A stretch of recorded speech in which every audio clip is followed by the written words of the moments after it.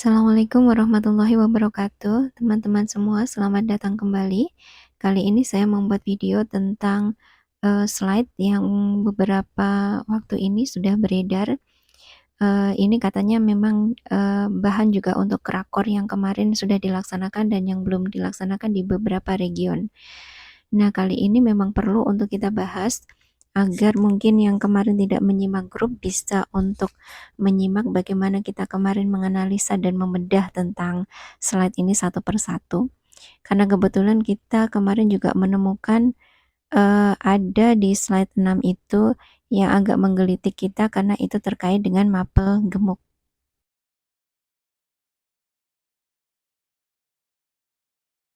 Oke, kita bahas dulu tentang ini yang sudah di-share, katanya ini adalah materi pada saat rakor dengan daerah-daerah yang sudah dilaksanakan di region 1, region 2, dan nanti akan dilanjutkan di region 3 dan 4. Nah, di sini ada banyak kebingungan setelah teman-teman melihat khususnya yang di slide 6. Kita langsung lihat saja di sini. Nah, di sini dijelaskan bahwa ada alur pendaftaran PG 2021 mapel gemuk yang belum mendapatkan penempatan. Kita bisa lihat di sini ada pelamar PG 2021, urutannya sesuai dengan yang ada di Kemenpan RB. Itu ada THK 2 jadi prioritas pertama, urutan 1 maksudnya. Kemudian honorer negeri, PPG, dan guru swasta. Ini memang yang sudah tertera dalam undang-undang. Nah, coba kita lihat di sini alurnya adalah P1 di mana itu kita, misalnya di sini yang bahasa Inggris dan PKWU ya yang selama ini menjadi mapel gemuk nasional. P1 ini ketika belum mendapatkan penempatan, kita nanti akan membuka login di SSCASN. Nah, di situ nanti kita akan mendapatkan dua pilihan ketika kita login, yaitu ketika kita menyetujui bahwa kita memang belum mendapatkan penempatan, misalnya kita kliknya adalah ya, maka kita berarti setuju untuk menunggu penempatan, yaitu sebagai guru honorer di tempat tugas saat ini. Jadi, jika saat ini teman-teman menjadi guru honorer di negeri di tempat Bapak, Ibu sekalian atau teman-teman sekalian ngajar ya, masih bertahan di situ dulu sambil menunggu ada kebutuhan. Nah, seperti itu mungkin yang dimaksudkan. Nah, ini berarti nanti menunggunya adalah sampai ada kebutuhan di sekolah-sekolah yang, di induk maupun di sekolah lain yang, nanti ada kebutuhan, dibuka kebutuhannya nanti baru baru untuk bisa mendapatkan. Nah, bagaimana jika kita pilih tidak? Jika kita pilih tidak di SSCASN nanti pada saat sudah dibuka, itu artinya kita bersedia untuk turun prioritas menjadi P2, P3, atau pelamar umum. Kalau THK 2 yang turun, otomatis dia akan menjadi P2. Kalau guru honorer negeri yang turun prioritas, maka dia akan menjadi P3. Nah, kalau untuk guru swasta yang turun prioritas, maka dia akan menjadi pelamar umum. Di mana di pelamar umum ini atau setelah turun prioritas ini, kita akan mengikuti seleksi dengan memilih lagi formasi yang ada di observasi sesuai tempat tugas. Ya, kita memilih lagi di situ formasi yang ada, mungkin maksudnya seperti itu. Misalnya ada di situ sebagai guru SD karena di sini sudah disebutkan SD. Misalnya ada kebutuhan guru SD karena katanya nanti kita akan yang terutama yang bahasa Inggris itu isu yang dari awal tapi regulasinya memang belum disahkan. Jadi ini sekali lagi masih isunya dulu itu. Nanti kita ijazahnya akan disamakan dilinearkan dengan ijazah-ijazah seperti mapel IPA, mapel yang lain-lain itu yang bisa ke guru kelas, katanya nanti kita bisa ijazah bahasa Inggris itu bisa juga mengajar di SD. Dengan cara tadi, memilih untuk berarti mengambil sebagai guru kelas. Atau mungkin jika memang peraturannya itu kebutuhannya dari Panselnas itu dibuka, bahwa ada kebutuhan untuk guru mapel bahasa Inggris yang di SD, misalnya mungkin dibukanya tidak sebanyak guru kelas, dimungkinkan ada di sini. Ini maaf baru kemungkinan ya, baru analisa kasar saja. Nah, kita bisa memilih apa kita mau menjadi guru kelas dengan mengajarnya nanti sebagai guru kelas, atau nanti memilih sebagai guru mapel yang formasinya ada di SD. Karena kalau formasi yang ada di SMP atau SMA katanya sudah habis. Nah, setelah kita memilih, nanti kita akan melaksanakan seleksi kompetensi. Yang artinya kita akan tes lagi. Nah, kita akan lihat nanti di slide berikutnya tesnya bagaimana kalau untuk pemilihan yang bukan penempatan. Kan kalau nggak salah itu ada 2 mekanisme. Mekanisme satu mekanisme penempatan dan mekanisme kedua ya pakai CAT, seperti itu. Nah, jika kita sudah seleksi dan kita lolos, tadi berarti kita akan guru lulus di tempat tugas seperti itu. Ini masih analisa kasar ya. Jadi kita belum tahu nanti seperti apa karena ini juga belum ada penjelasan resmi. Kita masih menganalisa saja dengan adanya data ini. Oke, kita lanjut. Nah ini, kita lihat yang mekanisme seleksi P3K tahun 2023.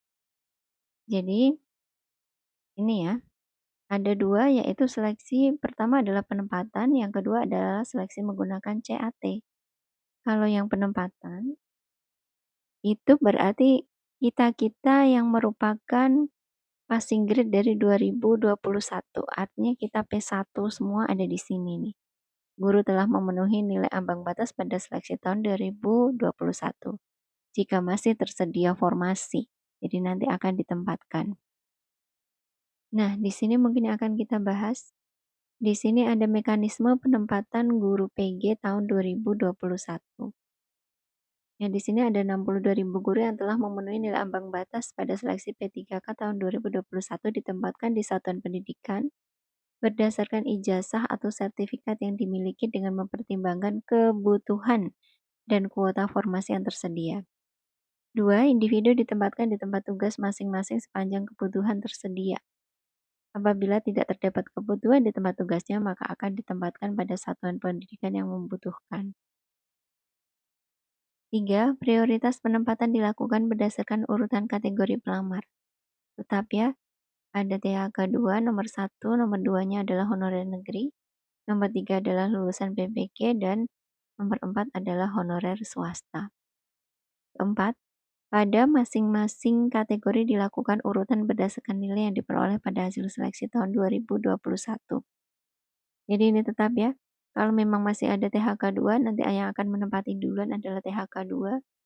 Kemudian kalau sudah nggak ada, berarti nanti honorer negeri dulu, diurutkan berdasarkan ranking khusus untuk yang negeri.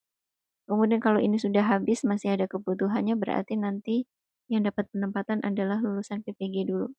Dari lulusan PPG itu di ranking yang terbesar siapa sampai yang terendah. Kalau ini sudah habis, baru nanti ke guru honorer swasta. Ya, di ranking dari swasta-swasta itu, di ranking lagi mana yang rankingnya paling atas. Kemudian ini ya tadi ya. Nomor 4, pada masing-masing kategori dilakukan urutan berdasarkan nilai yang diperoleh pada hasil seleksi tahun 2021. Ada keterangan, jika pada seleksi ini masih tersedia formasi, dibuka untuk seleksi selanjutnya. Nah, berarti kalau bisa saya artikan, jadi jika penempatan guru PG tahun 2021, jika setelah dipenuhi kebutuhannya, terus masih ada tersedia formasi, baru akan dibuka untuk seleksi selanjutnya. Selanjutnya yaitu apa? Yaitu mekanisme yang kedua. Mekanisme seleksi menggunakan CAT. Di sini diterangkan, 1. Seleksi menggunakan CAT dilaksanakan apabila masih tersedia kuota formasi P3K guru setelah penempatan bagi guru memenuhi nilai ambang batas tahun 2021. Jadi tetap ya prioritas pertama adalah untuk menempatkan dulu yang P1, asalkan tadi ada kebutuhannya. Kemudian yang kedua, seleksi meliputi seleksi kompetensi teknis, manajerial, dan sosiokultural. Lalu berdasarkan nilai tertinggi pada seleksi di atas, paling banyak 3 kali jumlah kebutuhan jabatan dalam satu instansi dapat mengikuti seleksi wawancara. Jadi nanti setelah seleksi mungkin bedanya di sini ada seleksi wawancara, kalau dulu kita tidak ada. Kemudian yang ketiga, individu ditempatkan di tempat tugas masing-masing sepanjang kebutuhan tersedia. Apabila tidak terdapat kebutuhan di tempat tugasnya, maka akan ditempatkan pada satuan pendidikan yang membutuhkan. Jadi jika nanti lolos, jadi nanti akan ditempatkan di tempat tugasnya masing-masing sepanjang kebutuhan tersedia. Di induk ya, ini maksudnya ya, jadi mengutamakan yang induk dulu. Jadi apabila kebutuhan di tempat tugasnya tidak ada, maka akan ditempatkan di satuan pendidikan yang membutuhkan. Misalnya sekolah A di mana dia mendaftar sudah penuh, kemudian ternyata kebutuhannya ada di sekolah B, maka akan disalurkan ke sekolah B. Menurut saya seperti itu. Yang keempat, tahapan pengisian formasi dilakukan berdasarkan urutan kategori pelamar sepanjang kebutuhan dan formasi tersedia. Jadi ini sama ya, hampir sama dengan yang kemarin, yaitu urutannya THK2 jika masih ada sisa. Kemudian ada honorer negeri yang kurang lebih harus 3 tahun dulu ya untuk bisa mendaftar di mekanisme CAT ini. Kemudian ada lulusan PBG dan guru non ASN. Ya, guru non ASN ini adalah merupakan guru honorer sekolah negeri yang terdaftar di Dapodik kurang lebih 3 tahun dan guru sekolah swasta yang terdaftar di Dapodik. Jadi sebutannya ini urutannya sudah agak berbeda, mungkin karena banyaknya yang protes ya. Akhirnya di sini disebutkan tidak ada guru honorer lagi dan kemudian swasta. Di sini guru disebutnya adalah non ASN, yaitu sama-sama yaitu guru honorer negeri dan guru sekolah swasta yang terdaftar di Dapodik. Lumayannya di sini karena pemerintah akhirnya mengakomodir paling tidak disatukan bahwa sama-sama guru non ASN. Jadi tidak membedakan antara diurutkan antara swasta dan negeri. Di sini sudah menjadi satu. Ini adalah untuk mekanisme 2, di mana jika masih ada kebutuhan, di mana jika kita pilih prioritas kedua, kemudian kita akan mengikuti mekanisme seleksi yang kedua ini. Kemungkinannya seperti itu. Nah, di sini juga sudah, di sini sudah ada draft bobot seleksi. Jadi kompetensi teknis, nanti bobot soalnya ada 100, waktunya 120, bobotnya 50%. Maaf ini yang pertama butir soal ya. Manajerial ada 25, waktunya 25 menit. Kemudian 30% dicampur dengan sosiokultural. Dan wawancara hampir sama, semuanya 100%. Nanti seperti itu. Nah ini afirmasi. Afirmasi kita lihat apakah sama dengan mekanisme yang dulu. Sertifikat pendidik masih sama, dia akan diberi kompensasi 100% dari nilai maksimal kompetensi teknis. Berlaku untuk semua peserta yang memiliki sertifikat pendidik yang linier dengan formasi yang dilamar. Kemudian yang kedua afirmasinya adalah disabilitas. Jadi dia mendapatkan 10% dari nilai maksimal kompetensi teknis. Ini pelamar dari penyandang disabilitas yang sudah diverifikasi jenis dan derajat kedisabilitasannya sesuai dengan jabatan yang dilamar. Nah, ini ada 2. Usia berarti sudah nggak masuk lagi ya. Afirmasinya tidak ada afirmasi 35+. Afirmasinya hanya 2 yaitu cerdik dan disabilitas.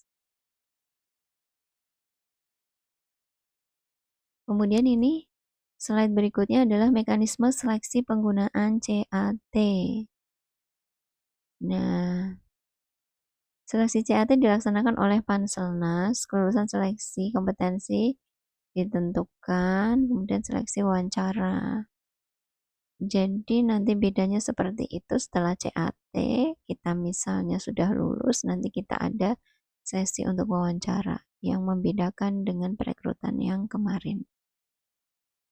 Jadi misalnya ini yang diutamakan ya ada THK 2, ada honorer. Materi kompetensi merujuk pada standar kompetensi guru serta kinerja guru sesuai peraturan yang berlaku. Jadi ini untuk materi CAT-nya ya mungkin ya. Kemudian 3 kali jumlah kebutuhan jabatan dalam satu instansi berdasarkan nilai ranking tertinggi dan ketersediaan kebutuhan di sekolah. Ini mungkin dimaksudnya adalah gini. Untuk mendapatkan mana yang bisa memenuhi kebutuhan, misalnya kebutuhan di sekolah itu ada 1, maka yang akan diambil adalah 3 kalinya, berarti akan diambil 3. 3 di urutan ranking 1, 2, dan 3, maka dia akan dipanggil untuk wawancara. Seperti itu. Ya, yang saya tangkap dari hierarki ini seperti itu. Kemudian bagaimana yang lulusan PBG dan non-ASN? Materi kompetensi terdiri dari kompetensi teknis, kompetensi manajerial, dan kompetensi sosiokultural. Ini berarti agak berbeda ya. Kalau ini ada kinerjanya. Karena ini mungkin dianggapnya dari luar instansi. Kalau ini kan sudah berada di instansi seperti itu. Ini sama mekanismenya. Bagaimana kalau yang lolos dari sini berarti dalam satu instansi berdasarkan nilai ranking tertinggi. 3 kali jumlah kebutuhan sama.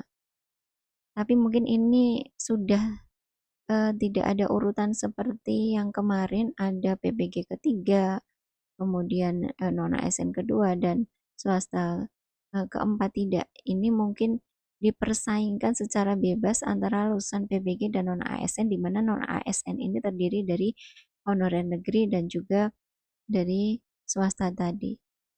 Jadi akan dipersaingkan, diambil misalnya formasinya ada 1, ya berarti diambilnya 3 kali jumlah kebutuhan jabatan, akan diambil 3. Kalau formasinya dibutuhkan 2, maka dia akan ngambil 6. Ya, yang diurutkan ya ranking tertinggi dari pelamar yang memenuhi nilai ambang batas sesuai dengan sisa formasi dan kebutuhan yang tersedia. Diambillah itu tadi 3 kali jumlah kebutuhan jabatan kemudian diwawancara. Seperti itu yang bisa saya tangkap ya. Oke, sementara itu dulu. Terima kasih.